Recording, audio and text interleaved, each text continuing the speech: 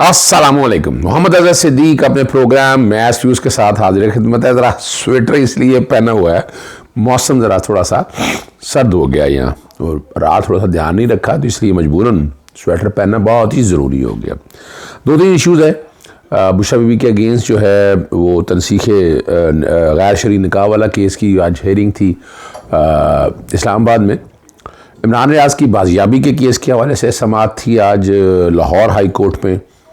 कुछ 9 मई के हवाले से मामलात हैं और उसकी कुछ समाअत चल रही थी और बहुत जनरल जो बातें हैं केसेस के कॉन्टेक्स्ट में वही मैं डिस्कस करूंगा। ज़्यादा बातें तो नहीं। सबसे पहला जो काम है वो इमरान रियाज के हवाले से मामला है। जो केस है समाअत फिर 26 सितंबर की चली गई है और जो हुक्म जारी हुआ है 26 सितंबर तक मोहलत दी है कि अगर बाजियाब ना हुए तो कानून हरकत में आएगा, कानून के मुताबिक कार्रवाई हो। तो अभी तक तो जितनी कार्रवाई हो रही है वो गैर कानूनी तो नहीं हो रही थी, कानून के मुताबिक ही कार्रवाई हो रही है अभी।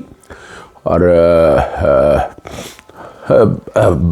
मैं कुछ नहीं अभी कुछ कहना चाहता, लेकिन मैं इतना समझता हूँ कि जब तक chief justice supreme court of Pakistan इस मामले में हरकत में नहीं आएंगे ये मामला इतनी आसानी से सेटल डाउन नहीं होगा।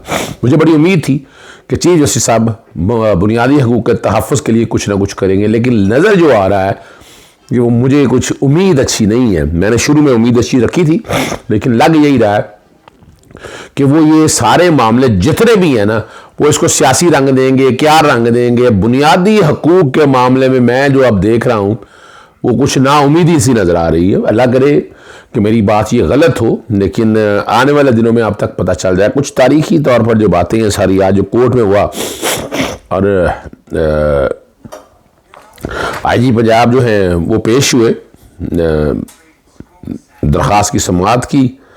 आप आईजी पंजाब से पूछा गया कि मुग़व्वी किधर है, और आप देखिएगा वो क्या मैं कहूँ बेवकूफ़ बनाने की बातें ही होती हैं जी कि मुश्तरका वर्किंग ग्रुप का इजलास हुआ है, दोबारा भी इजलास होगा। इस इजलास वर्किंग ग्रुप में क्या कहना क्या चाह रहे हैं? एक आदमी को बाजियाब कराना है, रिकवर कराना है, तो इजलासों का क्या कंसर्न है? या तो ना कोई रिकवरी के बारे से पता लगाओ जनाब, कोई कहाँ है, किधर है, किस तरह से है। अब ये चीज़ें सारी चले आने वाले दिन अल्लाह करे कि हमें तो कंसर्न है इमरान रियाज की बाजियाबी से, लेकिन ये सवालात बहुत छोड़ रहे हैं। और मैं फिर वही बात कहता हूँ, जब शुरू में जब मैं मई में जब 17 मई को जब पाकिस्तान गया था तो उस दौरान जब ये बात हुई थी तो यही कहते थे जी कुछ लोग वहाँ जो आते थे कि जब तक प्रोजेक्ट कंप्लीट नहीं होता इमरान रियाज बाजियाब नहीं होगा। तो प्रोजेक्ट से मुराद वो क्या लेते थे? वो इमरान खान की मेरा ख्याल है बात अब तो समझ आ गई है सब लोगों को। और चीफ जस्टिस साहब ने मेरे ख्याल में अब कार्रवाई शुरू कर देनी चाहिए और आईजी पंजाब ने सदाकी अदालत मौका फराहम करे। 5 माह गुजर गए हैं और चीफ जस्टिस साहब ने कहा मेरे सफ़र का पैमाना लिबरेज हो चुका है। आईजी सूबाई इंटेलिजेंस चीफ लाहौर में मौजूद नहीं, अब जुमा के रोज़ वर्किंग ग्रुप का इजलास दोबारा है, अगले हफ्ता का वक्त दे दे। इस पे हमारे दोस्त ही मियां अली इशफाक साहब ने कहा कि 24 घंटे का वक्त दे दें इन्हें। हमारा भी सब्र जवाब दे चुका है, आखिरी मोहलत दे दी है, लेकिन ऑर्डर में ऐसी कोई बात नहीं, बस सच बात करनी चाहिए। कानून के मुताबिक कार्रवाई जारी है। कानून के मुताबिक कार्रवाई क्या है वो आप समझ ही सकते हैं। ये नहीं हुआ, वो नहीं हुआ, ये करके लाएं, वो करके लाएं। जब तक chief justice supreme court of Pakistan इस मामले में खुद तवज्जो नहीं देंगे ये मामला मुझे सेटल होता नज़र नहीं आ रहा। याद होगा आपको 10 मई को सियालकोट एयरपोर्ट से उन्हें डिटेंशन ऑर्डर पास किए गए थे, पर जिस तरह छोड़ा वो सारे सबूत रिकॉर्ड पे आ चुके हुए हैं। घर छापा मारा गया, कौन कौन से पुलिस वाले थे वो सारी तस्वीरें सामने आ चुकी हैं। जेल के बाहर से कौन लेके गए वो भी सारा कुछ सामने आ गया। यानी अगर इस तरह लोगों का गायब होना और पता ना चलना हो तो फिर तो इंटेलिजेंस इदारों में बड़े सवाल उठते हैं। तो ये तो उनकी अपनी इज़्ज़त का भी मामला है। उम्मीद रखता हूँ मैं कि ये वाली वाकई आखिरी होगी और इमरान रियाज साहब आइंदा तारीख से पहले अब घर आ जाएंगे। बातें बहुत सी हैं करने के लिए, लेकिन चलते हैं आगे। बुशरा बीबी साहबा का वो जो है ना, जो करीबी इमरान खान साहब के दोस्त जो साथ वाले हैं, दुख अफसोस होता है कि जो साथ खाते पीते रहे हैं, साथ चलते रहे हैं, आज अजीब व गरीब सी बातें करते हैं। भाई अगर आपका किसी के इख्तलाफ है किसी बात पे, घर बैठ जाए आप, लेकिन आप उसकी ज़ात को मंसूब करके इस तरह के झूठ फैलाते हैं। चले अगर कोई सच भी हो तो वो तो सामने नहीं है, उसके सामने बात करें ना, बुग्स तो ना रखे ना इस बात को सामने रखते हुए। और इसी में भी एक शख्स वही है तो जो बुशरा बीबी के खिलाफ निकाह वाला जो केस है गैर शरई, जज साहब कुदरतुल्लाह है, उनकी अदालत में जो प्रोसिक्यूटर ने इल्तवा की दरख्वास्त दे दी है, ये जुरिसडिक्शन का इशू है, दायरा इख्तियार। और पहले दिन से मैं यही बात कह रहा हूँ कि ये वाला केस भी नहीं बनता, जैसे तोशा खाना नहीं बनता, साइफर नहीं बनता, ये केस भी नहीं बनता। तो पहले जुरिसडिक्शन, लेकिन अंदाज़ा लगा लें आप कि अदालतें दायरा इख्तियार तय ही नहीं कर रही हैं पहले। ये बड़ी तकलीफ दे बात है, बहुत तकलीफ दे बात है। दायरा इख्तियार तय करें ताकि आगे चले जाएँ। हाजिरी की इस्तिस्ना की दरख्वास्त दी गई वकला की तरफ से, वो अदालत ने मंजूर कर ली है। और एक ही तारीख जो जज कुदरतुल्लाह ने कहा है कि दोनों मुख्तलिफ अदालतों के जो भी फैसले हैं वो जमा करवा दें। तारीख जो है ना वो 25 सितंबर रखी गई है कि 25 सितंबर को इसका फ़ैसला कर दिया जाएगा। लाहौर हाईकोर्ट में एक और बड़ा अहम मामला है, वो डॉक्टर यास्मीन राशिद, मियाँ महमूद रशीद, उनका जिस्मानी रिमांड के एक दफ़ा जब जिस्मानी रिमांड दे के भेज दिया है तो दोबारा अगर दफ़ात ऐड की हैं तो क्या जिस्मानी रिमांड हो सकता है?